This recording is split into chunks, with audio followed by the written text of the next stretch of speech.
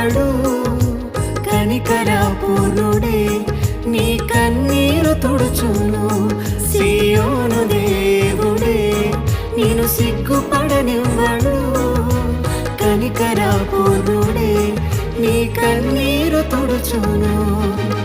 అసమానుడైన వాడు అవమానపరచడు నిన్ను. ఓటమి ఎరుగని మన దేవుడు